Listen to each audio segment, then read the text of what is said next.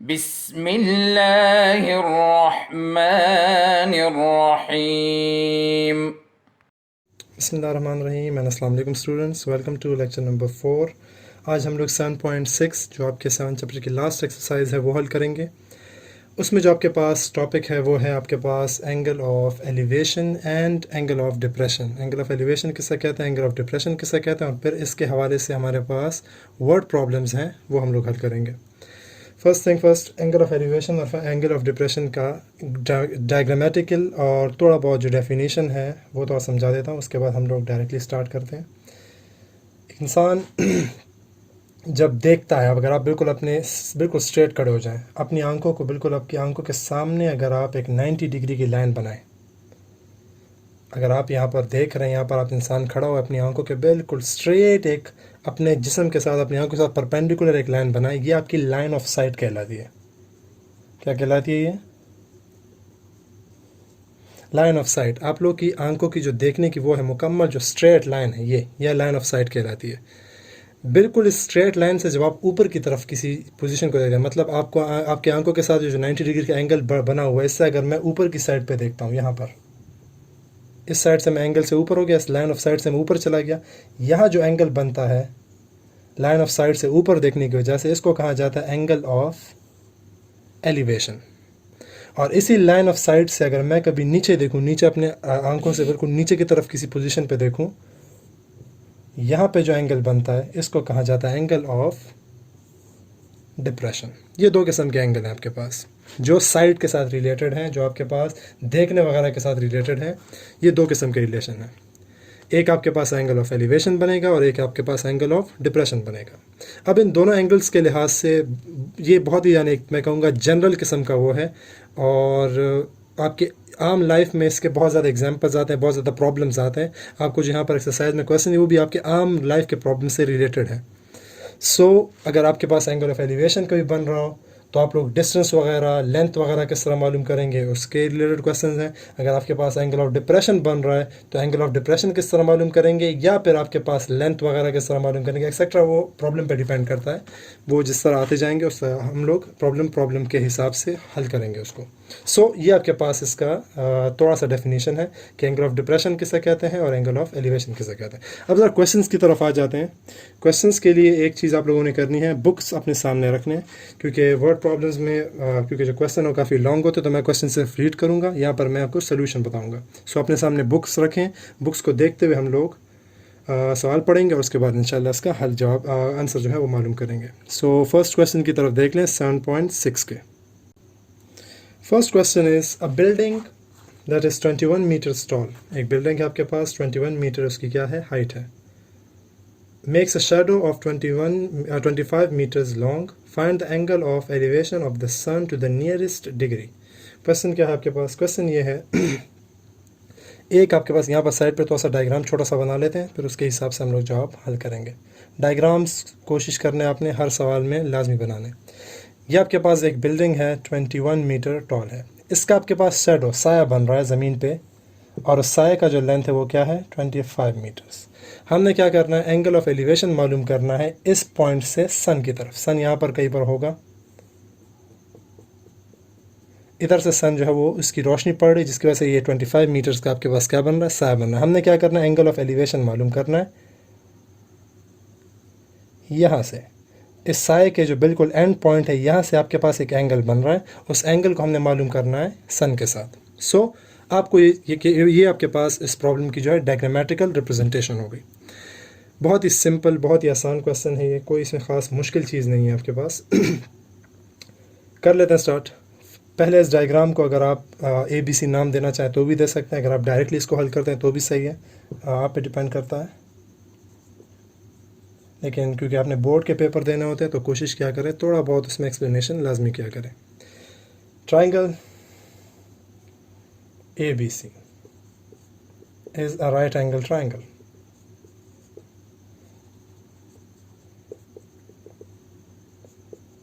आपके पास ये जो डायग्राम बन रहा है ये राइट एंगल ट्रायंगल है। जैसे राइट एंगल ट्रायंगल की बात आती है, हमारे पास साइन, कॉस, टेंजेंट, ये सारे जो ज्योमेट्रिक रेशोज जो हैं ये यूज़ आप लोग कर सकते हैं। पर यहाँ पर अगर आप देखें, आपको मैंने लास्ट में बताया था कि जहाँ पर भी एंगल बन रहा होता है, एंगल के सामने वाली साइड हमेशा क्या होती है, परपेंडिकुलर होती है। तो यहाँ पर परपेंडिकुलर क्या हो गया, AC हो गया। एंड सिमिलर केस, जो नीचे आपके पास बेस है वो क्या हो जाएगा, ये नीचे वाली जो साइड है AB वो क्या हो जाएगी, बेस हो जाएगी। ना अब कर लेते हैं, चले। In triangle ABC we have, यहाँ पर आपने एक ट्रिग्नोमेट्रिक रेशियो यूज़ करना है। अभी आपको मैंने नाम बता दिए कौन कौन से इसमें साइड्स यूज़ हो रहे हैं। एक तो एंगल है आपके पास, एंगल के सामने वाली साइड परपेंडिकुलर एंड नीचे वाला बेस। ऐसा एक मुझे ट्रिग्नोमेट्रिक रेशियो बता दें जिसमें आपके पास परपेंडिकुलर भी इन्वॉल्व हो और उसमें आपके पास बेस भी इन्वॉल्व हो। जी दो ऐसे आपका ट्रिग्नोमेट्रिक रेशियोज मौजूद हैं, एक कोटेंजेंट है और एक टेंजेंट है। हम लोग यूज़ करते हैं टेंजेंट। आपके पास ऐसा ट्रिग्नोमेट्रिक रेशियो, आपने जो भी एग्जांपल आपको दिया हो, जो भी आपको क्वेश्चन दिया हो, उसमें आप लोगों ने पहले देखना होगा कि आप कौन सा ट्रिग्नोमेट्रिक रेशियो यूज़ कर सकते हैं। हर कोई नहीं यूज़ करना है इसमें। यहाँ पर आपके पास परपेंडिकुलर एंड बेस इन्वॉल्व है, आपने कौन सा यूज़ करना है इस केस के लिए, टेंजेंट वाला यूज़ करना है। आप लिखेंगे टेंजेंट थीटा। इस ट्राइंगल के लिए, इस राइट एंगल ट्राइंगल के लिए टेंजेंट थीटा किसके इक्वल हो जाएगा, perpendicular divided by base. Perpendicular इसमें क्या है, AC, और अगला क्या है, बेस क्या है, AB।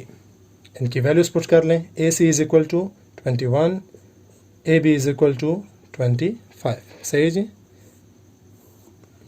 21 divided bye 25। हमने मालूम क्या करना, हमने ये वाला एंगल मालूम करना है।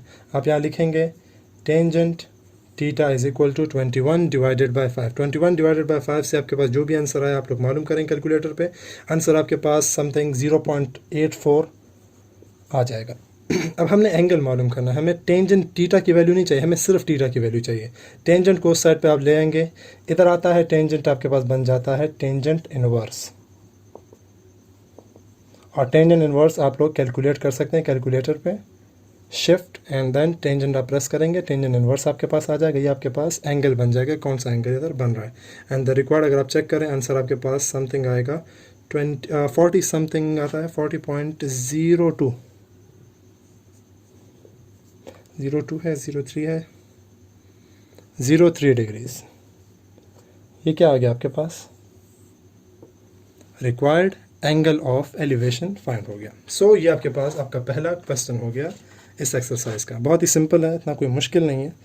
मेन चीज़ आपके पास ये है कि आप लोगों ने सिलेक्शन यहाँ पे एक डायग्राम को देखते हुए और क्वेश्चन को पढ़ते हुए करनी होती है कि आपने कौन सा ट्रिग्नोमेट्रिक रेशियो यूज़ करना है। एक बार आप वो यूज़ कर लें, फिर कैलकुलेशन जो है वो काफ़ी आसान हो जाती है।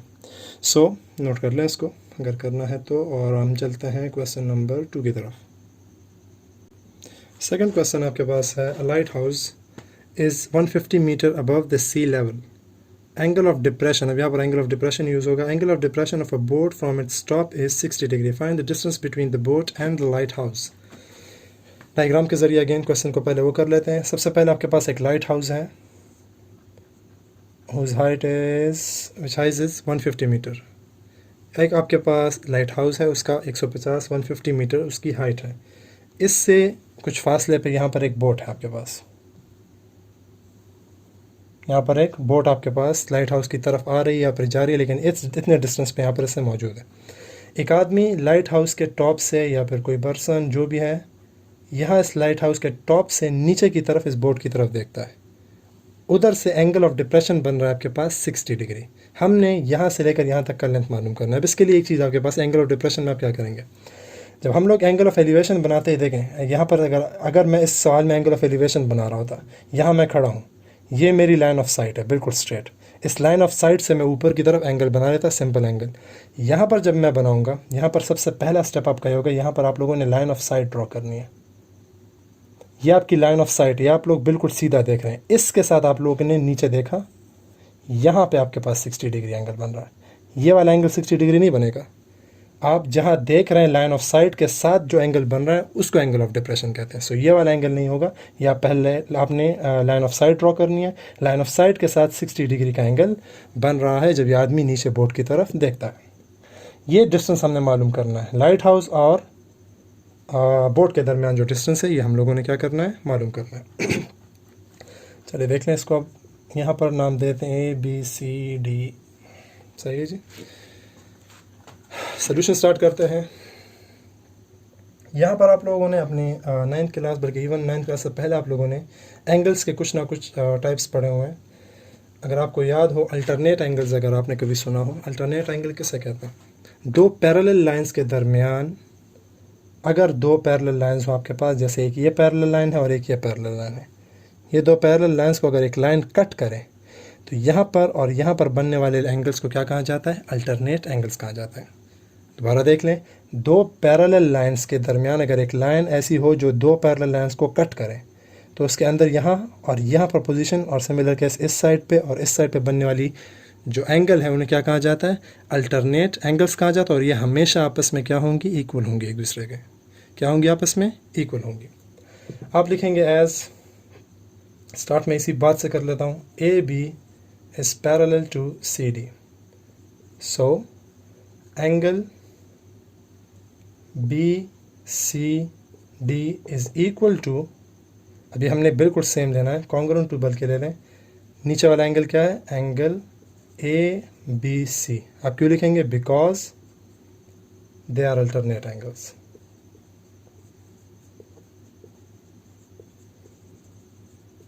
दे आर अल्टरनेट एंगल्स। अब इसकी वजह से क्या होगा? दिस एम्प्लाइज, ये एंगल आपके पास ऑलरेडी दिया हुआ है, बी सी डी कितना है? 60 डिग्री है, तो ए बी सी कितना हो जाएगा? ये भी 60 डिग्री हो जाएगा। तो आपके क्या हो गया? आपने ये वाला एंगल मालूम कर लिया। अब आपके पास ये राइट एंगल ट्रायंगल बन गया, जिसमें आपके पास एंगल भी गिवन है, एंगल के साथ साथ आपको परपेंडिकुलर भी मालूम है, परपेंडिकुलर और आपने नीचे क्या मालूम करना है? बेस को अब आप लोगों ने क्या करना है इस क्वेश्चन में? मालूम कर लेना। बात समझ आ गई? नाउ इन ट्रायंगल, लेकिन राइट एंगल ट्रायंगल लिखना चाहें फिर भी सही है, मैं डायरेक्ट कर रहा हूँ। In triangle A B C we have, again कौन कौन सी दो चीज़ें आपके पास इन्वॉल्व है? साइड्स को देख लें, परपेंडिकुलर एंड बेसिस में भी इन्वॉल्व है, तो अगेन टेंजेंट का फॉर्मूला ही यूज़ करेंगे। We have tangent theta is equal to perpendicular is A C and base is equal to A B which is equal to, आगे क्या आ जाएगा? ए सी की वैल्यू क्या है? 150 and divided by the required thing, जो हमें रिक्वायर्ड डिस्टेंस चाहिए, x। टेंजेंट थीटा, थीटा आपको गिवन है, थीटा क्या है? 60 डिग्री, बल्कि अगर आप यहीं पर लिख लें तो ज़्यादा बेहतर है, इसी पॉइंट पे 60 डिग्री को मेंशन कर लो तो ज़्यादा बेहतर है, क्योंकि हमने ऑलरेडी ट्रायंगल की बात कर लिया, तो ट्रायंगल यहाँ पर एंगल जो है वो 60 डिग्री का ही बन रहा है। 60 is equal to 150 divided by x। Tangent 60, अब अगेन आप लोग या कैलकुलेटर से इसकी वैल्यू मालूम करें, या फिर आपके पास इसका जो आंसर है वो टेबल में आपके पास ऑलरेडी मौजूद है। अगर आपने वो टेबल याद किया हुआ हो जो मैंने आपको इससे लास्ट लेक्चर में बताया था, वो टेबल अगर आपको याद है तो उसी टेबल से आप इसकी वैल्यू पुट कर सकते हैं। Square root of 3, square root 3 is equal to, यह इसकी वैल्यू है 150 divided by x। Cross multiplication कर लें x इस साइड पे एंड स्क्वायर रूट ऑफ 3 इस साइड पे, तो 150 divided by square root of 3। ये आपके पास भी आंसर काफ़ी है, यहाँ पर ये आपके पास रिक्वायर्ड आंसर हो जाता है। लेकिन इसके साथ साथ आप लोगों ने 9th में एक वर्ड पढ़ा हुआ है, रेशनलाइजेशन। रेशनलाइजेशन क्या होती है? रेशनलाइजेशन का मेथड ये था कि आप लोगों ने कभी भी आपके पास अगर स्क्वायर रूट के डिनोमिनेटर में एक क्वेश्चन के डिनोमिनेटर में आपके पास, एक फ्रैक्शन के डिनोमिनेटर में आपके पास स्क्वायर रूट आ जाए, आपने उसको ख़त्म करना है। इसको रेशनलाइजेशन का मेथड कहा जाता था। तो यहाँ से आप लोग इस स्क्वायर रूट ऑफ 3 को ख़त्म कर सकते हैं, तो ख़त्म कर लेते हैं। वो भी सिंपल सा तरीका था इसका, इधर ही कर, इस साइड पर चले कर लें। आपके पास आ जाएगा x is equal to 150 divided by square root of 3। अगर आपको अब याद हो अच्छी तरह से, तो रेशनलाइजेशन का मेथड ये है कि अगर आपके पास स्क्वायर रूट एक सिंगल स्क्वायर रूट हो, उसके साथ कोई टर्म ऐड या सब्ट्रैक्ट ना हो रहा हो, तो इसको रेशनलाइज करने का तरीका ये होता है कि जो टर्म्स आपके पास, ये स्क्वायर रूट वाला टर्म जो है, इसी टर्म को मल्टीप्लाई भी कर लें और डिवाइड भी कर लें। लेकिन अगर आपके पास ये तरीका हो, ये इस तरह का क्वेश्चन होता है जिसमें स्क्वायर रूट किसी भी के ऊपर हो, उसके साथ कोई और नंबर, मतलब स्क्वायर रूट ऑफ 3 से अलग 1 प्लस हो रहा होता, 2 प्लस हो रहा होता, 3 प्लस हो रहा होता या माइनस हो रहे होते, फिर इसकी रेशनलाइजेशन का तरीका ये था कि आप इसके कंजुगेट को, मतलब स्क्वायर रूट ऑफ 3 माइनस 1 को फिर यहाँ ऊपर मल्टीप्लाई और नीचे डिवाइड भी कर लेते। खैर वो आप लोगों ने 9 में पढ़ा है, तो आई थिंक आपको याद होगा। यहाँ पर आप कर लेते हैं rationalization, 150 multiply by square root of 3 and square root of 3, square root जब मल्टीप्लाई हो जाएगा, स्क्वायर रूट ख़त्म हो जाएंगे, सिर्फ 3 रह जाएगा। और यहाँ पर अगेन कैंसलेशन हो जाएगी, 3 1s are 3 and 3 50s are 150। तो x की वैल्यू आपके पास आ गई 50 √3 meters, which is the required distance of this boat from this lighthouse. So ये आपके पास क्वेश्चन नंबर 2 भी हो गया कंप्लीट। चले चलते हैं अब क्वेश्चन नंबर 3 जो है वो भी एग्जैक्टली क्वेश्चन नंबर 1 की तरह ही है, तो वो आप लोग आई थिंक खुद हल कर सकते हैं। मैं कर लेता हूँ क्वेश्चन नंबर 4। अच्छा जी, क्वेश्चन नंबर 4 आपके पास है find the from top of the hill 240 meter high. एक आपके पास हिल है, पहाड़ी है आपके पास, जिसकी लेंथ आपके पास क्या है 240 मीटर्स उसकी हाइट है। और इसके सामने बिल्कुल आपके पास, अच्छा पूरा क्वेश्चन देख लें। Find the angle, measure the angle of depression of top and bottom of minaret are 30 degree and 60 degree respectively. Find height of minaret. अच्छा जी, ये आपके पास एक पहाड़ है 240 मीटर का। इस पहाड़ के बिल्कुल सामने यहाँ पर एक मिनरेट मीनार है। यहाँ पर डिस्टेंस वगैरह में कुछ नहीं दिया हुआ, हमें सिर्फ बताया हुआ है कि हाइट जो है उसकी क्या है, इस हिल की, इस पहाड़ी की 240 मीटर है। और उसके सामने एक मीनार है, मिनरेट है, जिसके साथ एंगल ऑफ डिप्रेशन बन रहा है। क्या बन रहा है आपके पास? Angle of depression. अब एंगल ऑफ डिप्रेशन के लिए अगेन हम क्या चाहिए? लाइन ऑफ साइट चाहिए।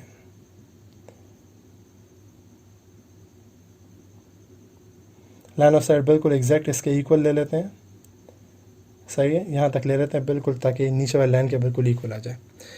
यहाँ पर आपके पास ये है कि इस पहाड़ी के बिल्कुल टॉप से जब आपके पास इस मीनार के ऊपर हिस्सा यानी मतलब टॉप को देखा जाता है, तो यहाँ पर एंगल बनता है डिप्रेशन 30 डिग्री। लेकिन इसी पहाड़ी के टॉप से जब इस मीनार के बॉटम की तरफ देखा जाता है, मतलब इस पॉइंट पे, तो यहाँ पर तब एंगल बनता है 60 डिग्री। हमने मालूम क्या करना है? हमने मालूम करना है हाइट ऑफ दिस मिनारेट। बात समझ आ गई? दोबारा देख लें। पहाड़ी है आपके पास 240 मीटर एंड इस पहाड़ी से थोड़ा सा फासले पे यहाँ पर एक मीनार है। मीनार के टॉप के ऊपर जब एक बंदा देखता है, इस पहाड़ी के टॉप से जब मीनार के टॉप की तरफ देखता है, तो angle of depression is 30 degree. और जब आपके पास इस मीनार के बॉटम की तरफ एंगल देखता है तो एंगल कितना बनता है ऑफ डिप्रेशन? 60 डिग्री। हमने मालूम क्या करना है? We have to find the length of या the height of this minaret. अच्छा जी, अगेन ABC वगैरह जो नाम है वो दे देते हैं सबको। A B C D E इसको देते हैं और यहाँ पर एक अभी इसको मिला देते हैं। ये हमने यूज़ करना है अभी इस क्वेश्चन में, ये वाला हिस्सा भी यूज़ करना होगा, तो हम इसलिए मिला देते हैं इसको। अच्छा, सबसे पहली चीज़ जो अभी हमने इससे पहले अल्टरनेट, मैं यहाँ से कुछ चीज़ जो स्किप कर लूँगा क्योंकि हमने इससे पहले वाली सवाल में भी कर ली हैं, तो वो ज़्यादा जो इंग्लिश हमने लिखी तो यहाँ पर मैं स्किप कर लूँगा। ये लाइन CD लाइन और AB लाइन एक दूसरे के पैरेलल है और CB लाइन क्या कर रही है? इन दोनों को कट कर रही है। तो यहाँ जो 60 डिग्री बन रहा है वही एंगल क्या बनेगा?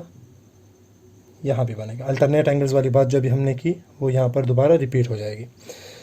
अच्छा जी, ये दो आपके पास ये अल्टरनेट एंगल्स बन गया और ये आपके पास ABC जो ट्राइंगल है, इसमें आपके पास एंगल भी हो गया, इसमें आपके पास परपेंडिकुलर भी हो गया। बेस आपको अलबत्ता नहीं दिया हुआ, उससे हल करेंगे, उससे हमारा बाकी आंसर जो है प्रूव होगा, तो उसको फिलहाल छोड़ दें। अब करते हैं इसके आगे के क्वेश्चंस को।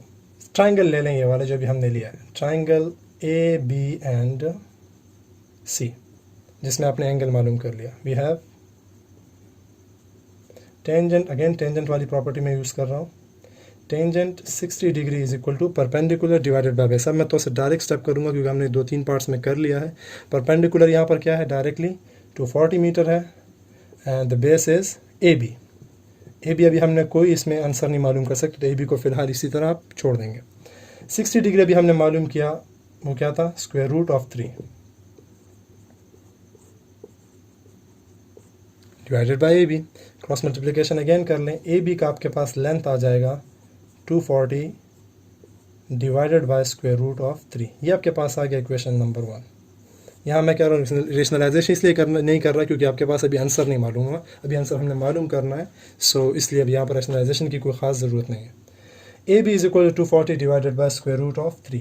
अब अगर आप देख लें AB तो हमने मालूम करना ही नहीं है, हमें तो यहाँ डिस्टेंस नहीं चाहिए, हमें मिनरेट का वो चाहिए, तो ये हमें सिर्फ हेल्प करेगा उसको मालूम करने में।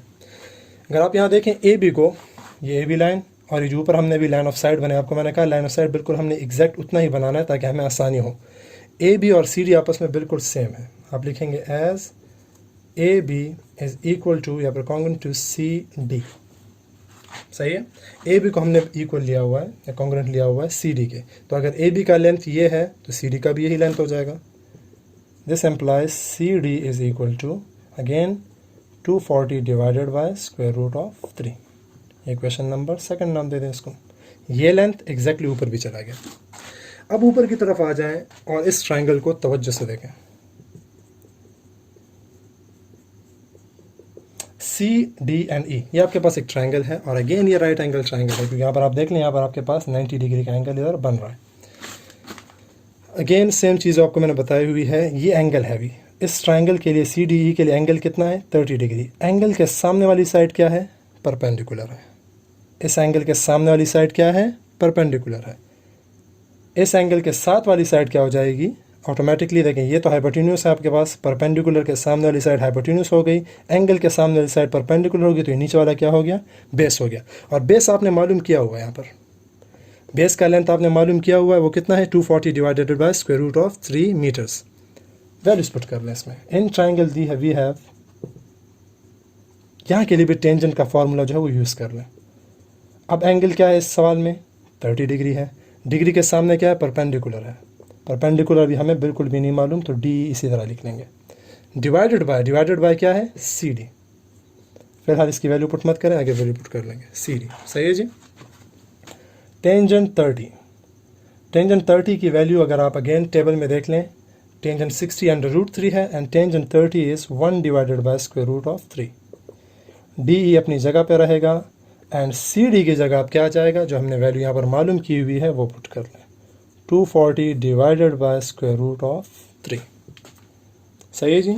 थोड़ा सा नीचे आ गया हूँ लेकिन चलें देख लें, 240 divided by square root of 3 यहाँ पर मैंने लिखा हुआ है।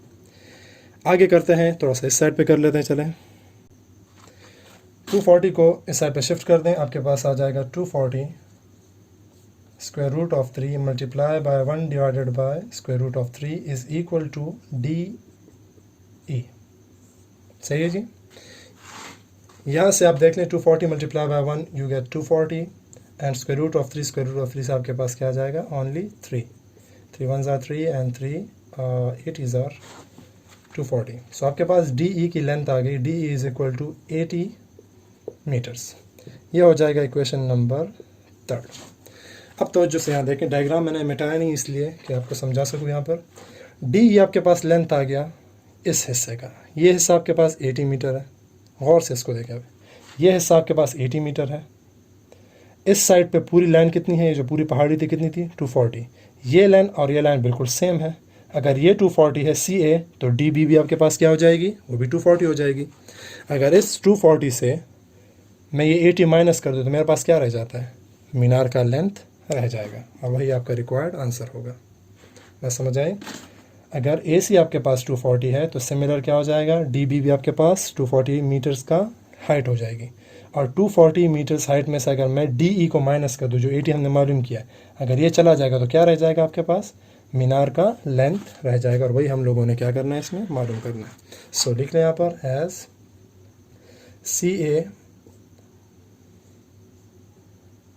CA is congruent to DB. This implies DB is equal to 240 meter. Also DB किसके इक्वल है, आपने लाइंस पढ़े हुए हैं, DB किसके इक्वल है, DE और EB के एडिशन के इक्वल है।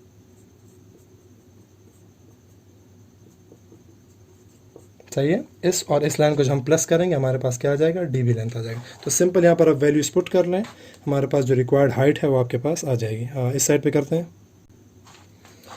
DB आपके पास लेंथ कितना है 240, DE लेंथ कितना है 80 एंड EB को हमने क्या कहा है, हाइट ऑफ मिनरेट का है। 80 को इस साइड पे शिफ्ट कर लें तो height of the minaret is equal to is required answer of this question. So थोड़ा सा लॉन्ग ज़रूर है और कैलकुलेशन भी बहुत ज़्यादा है इसमें, लेकिन अगर आप 1-2 मरतबा इस पर प्रैक्टिस बार बार कर देखिए, प्रैक्टिस मेन चीज़ है आपके पास। इसको जितनी मरतबा आप हल करेंगे उतना ही आप लोगों को अच्छी तरह से समझ भी आएगा और याद भी हो जाएगा। सो चलें नोट कर लें, इसको प्रैक्टिस कर लें, हम लोग आगे चलते हैं। क्वेश्चन नंबर 6 करते हैं अभी। क्वेश्चन नंबर 6 में आपके पास अगेन लाइट हाउस वाला प्रॉब्लम है। A light house is 300 metre above sea level. एक लाइट हाउस आपके पास, उसका लेंथ आपके पास हाइट कितना है 300 मीटर है।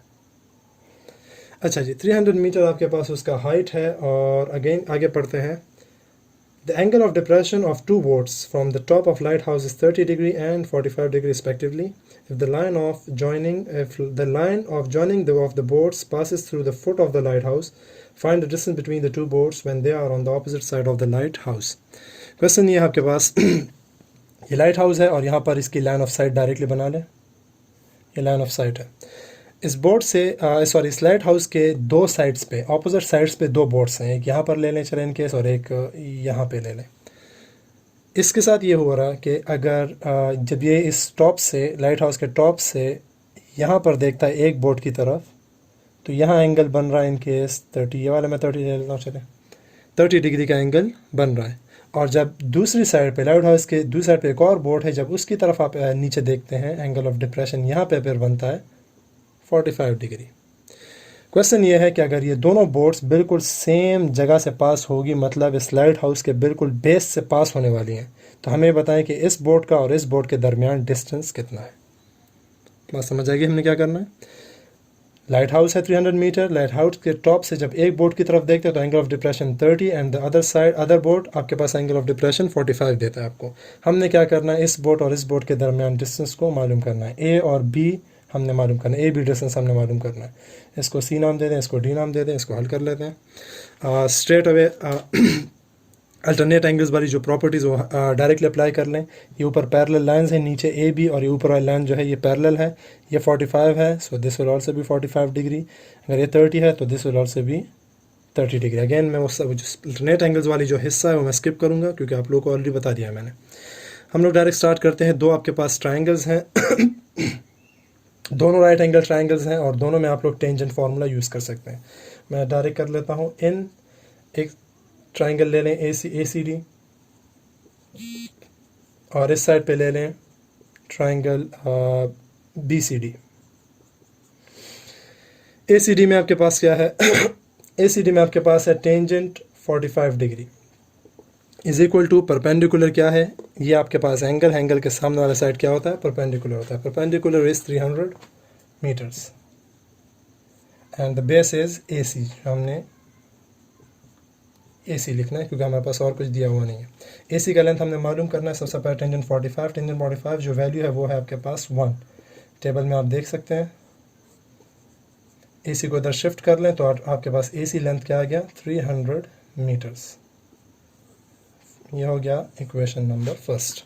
B C D next triangle, this right angle triangle. Again tangent अब क्या है, टेंजेंट की अब लेंथ है एंगल जो है वो 30 डिग्री है।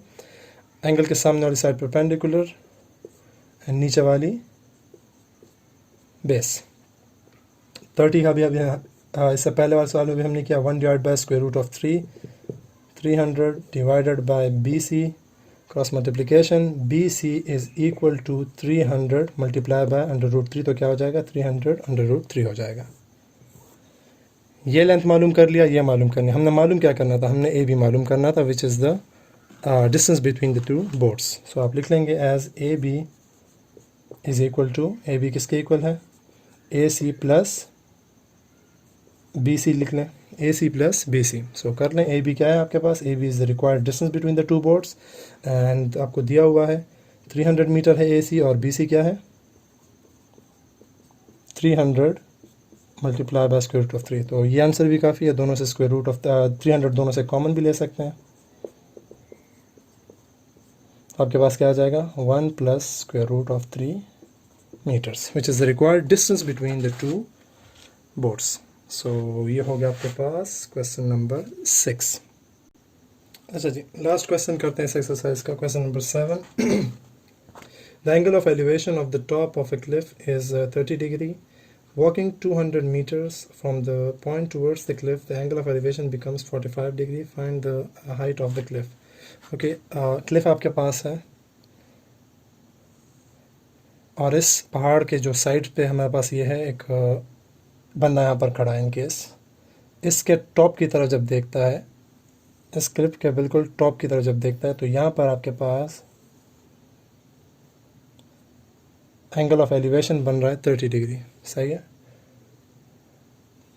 जब ये क्लिफ है आपके पास, और क्लिफ हमें लेंथ और इसका हाइट वगैरह नहीं दिया हुआ। इस क्लिफ से जब आप इस पॉइंट से, एक आदमी यहाँ पर खड़ा है, यहाँ से एक बंदा इसके टॉप की तरफ देखता है क्लिफ की तरफ, तो एंगल ऑफ एलिवेशन कितना बन रहा है? 30 डिग्री। अगर ये इस क्लिफ के करीब आने लग जाता है, मतलब यहाँ से मूव करना शुरू कर देता है और यहाँ से इस पॉइंट तक आ जाता है, 240 मीटर का फासला ये तय कर लेता है। यहाँ से लेकर यहाँ तक ये 240 मीटर्स क्लिफ के और करीब आ जाता है।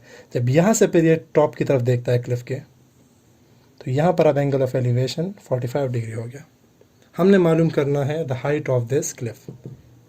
ये हाइट हमने क्या करना है? इधर मालूम करना है। बात समझ आ गई? ये आपके पास क्लिफ है, क्लिफ के टॉप से, सॉरी, क्लिफ के इधर एक आदमी खड़ा है जो बिल्कुल क्लिफ के टॉप की तरफ देखता है, तो 30 डिग्री का एंगल बनता है। फिर ये क्लिफ के करीब आ जाता है, 240 मीटर्स आपके पास क्या आ जाता है? करीब आ जाता है।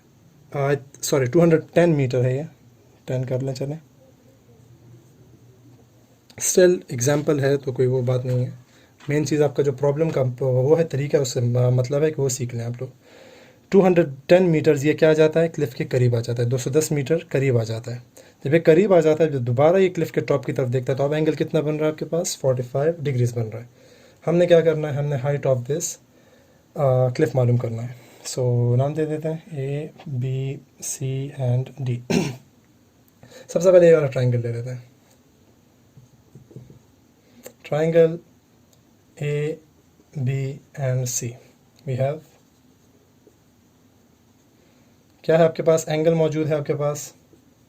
Tangent 45 degree is equal to perpendicular कितना है? AB, बेस कितना है? AC। सही है। यहाँ पर अभी हमें ना परपेंडिकुलर दिया हुआ ना बेस दिया, तो और कोई हम लोग हल नहीं कर सकते इसमें, फिलहाल ये कर लें। यहाँ अगर आप देखें, टेंजेंट 45 की वैल्यू आपको मालूम है 1 के इक्वल है। इससे हमारे पास थोड़ा सा हेल्प हो जाएगा सवाल को आगे हल करने में। 1, AC को इधर शिफ्ट कर लें। AC की वैल्यू क्या आ गई? ये दोनों आपस में सेम हो गए कि AB और AC जो है ये सेम हो गए। अभी हमने आगे यूज़ करना है। यहाँ तक समझ आ गई? टेंजेंट 45 की वैल्यू पुट करेंगे और आपके पास यहाँ पर नीचे डिनोमिनेटर है, इस साइड पे ले आएंगे, तो आपके पास AC और AB आपस में क्या हो जाएंगे? एग्जैक्टली सेम हो जाएंगे, इक्वल इन लेंथ हो जाएंगे। अच्छा जी, आगे जाते हैं दूसरे ट्राइंगल की तरफ। अगला ट्राइंगल जो है ये लार्ज, ये वाला ABD। ये भी आपके पास क्या है? एक राइट एंगल ट्राइंगल है। ABD आपके पास क्या है? अगेन एक राइट एंगल ट्राइंगल है। अगेन इस राइट एंगल ट्राइंगल में आपके पास एंगल भी गिवन है और रिमेनिंग चीज़ें जो हम लोग खुद कर लेंगे। Tangent 30 is equal to, angle given है, tangent 30 is equal to perpendicular which is equal to AB and AD। ये पूरा का पूरा क्या हो जाएगा? इसमें बेस हो जाएगा। अच्छा, 2-3 चीज़ों की इधर वैल्यूज़ पुट करनी है, पहले वो कर लेते हैं। टेंजेंट 30 आपके पास इक्वल है 1 divided by square root of 3 क्या। AB आपके पास इक्वल है H के, अगर आप वो यहीं पर पुट कर लें तो चले सही है। हाँ, इधर ही पुट कर सकते हैं आप लोग। हाइट मालूम करना है, अगर आखिर में पुट करना चाहे तो भी सही है। मेन चीज़ AB मालूम कर लिया तो ऑलरेडी आपके पास हाइट मालूम हो गया, तो और उसमें कोई फ़र्क नहीं है। AD को देख लें, AD किसके इक्वल है? AD ये पूरी लाइन जो है ये इस लाइन और इस लाइन के एडिशन के इक्वल है। AC और CD के एडिशन के इक्वल है। तो आप लिखेंगे AC, AD की जगह मैं लिख रहा हूँ AC प्लस CD। सही है। यहाँ पर हम लोग ये दोनों वैल्यूज़ पुट कर लेंगे। अब इन दोनों वैल्यूज़ को क्यों पुट कर रहे हैं उसको देख लें। अगर आप देखें AC का हमारे पास यहाँ लेंथ मौजूद है, AC किसके इक्वल है? AB के इक्वल है। और हमारे पास CD का लेंथ भी मौजूद है। अगर आप इस सवाल के इधर देख लें, CD का लेंथ कितना है हमारे पास? 210 मीटर्स है। तो ये दोनों वैल्यूज़ हम लोगों ने इसमें पुट कर लेनी है। बहुत ही आसान और सिंपल हो जाएगा। फिर ये 1 डिवाइडेड बाय AB अपनी जगह पर रहेगा ऐसे ही। AC की जगह क्या लिख लेंगे? AC किसके इक्वल है? फ्रॉम इक्वेशन 1 यहाँ पर लिख लें, फ्रॉम इक्वेशन 1। चलो बाद में लिख लेंगे। AC की वैल्यू किसके इक्वल है? AB के इक्वल। तो AC की जगह हम लिख लेंगे AB एंड CD की जगह क्या लिख लेंगे? 210 मीटर्स हैं, तो ये हो जाएगा। यहाँ पर साइड पे लिख लें फ्रॉम इक्वेशन 1। सही है। इक्वेशन 1 से हम लोग क्या कर रहे हैं? AC की जगह हम लोग AB को पुट कर रहे हैं। अच्छा, अब आगे सिंपल कैलकुलेशन करनी है। हमें ये AB मालूम करना है और अब यहाँ पर सिर्फ आप सिंपल कैलकुलेशन कर लें। AB का लेंथ मालूम हो जाएगा और वही हमारे पास क्या होगा? हाइट ऑफ दिस क्लिफ होगा। इस साइड पे करते हैं। ए बी यहाँ पर जो है ए बी प्लस 210, इसको कम्प्लीटली क्रॉस मल्टीप्लिकेशन कर लें, यहाँ पर आ जाएगा 1 के साथ मल्टीप्लाई हो जाएगा, you will get A B plus 210 which is equal to A B multiply by square root of 3। सही है। हमें जो चीज़ चाहिए वो ए बी है, तो चले ए बी इसको जो ए बी है इसको सबको एक साइड पे शिफ्ट कर लें, ए बी इधर शिफ्ट कर लें। 210 is equal to A B square root of 3 और ये ए बी यहाँ पर आके क्या हो जाएगा माइनस ए बी। सही है। दोनों में क्या कॉमन है, ए बी कॉमन है, स्क्वायर रूट ऑफ 3 -1 रह जाएगा और ये चीज़ यहाँ मल्टीप्लाई है, इस साइड पे क्या हो जाएगी डिवीजन में चली जाएगी। सो ये आपके पास ए बी लेंथ आ गया और ए बी हमारे पास क्या है height of minaret, height of the cliff. So ये आपके पास इसका रिक्वायर्ड आंसर हो गया। इस क्वेश्चन में ये क्वेश्चन भी काफ़ी लॉन्ग भी है और थोड़ा सा कैलकुलेशन भी ज़्यादा है। अगेन मैं बार बार ये कहूँगा, जब तक आप लोग इस पर ख़ुद प्रैक्टिस नहीं कर लेंगे, ख़ुद ये सवालात एक दो मरतबा हल नहीं करेंगे, तब तक आप इसको सीखेंगे नहीं। सो कोशिश करें इस पर बार बार इस पर प्रैक्टिस भी करें और जितने सवालात मैंने छोड़े हैं या फिर मैंने किए हैं उन सब पे ट्राई करें, जो किए हैं उन पे भी ट्राई करें, जो नहीं किए उन पे भी ट्राई करें। इंशाल्लाह काफ़ी अच्छा आप लोग सीख लेंगे ये चीज़ें।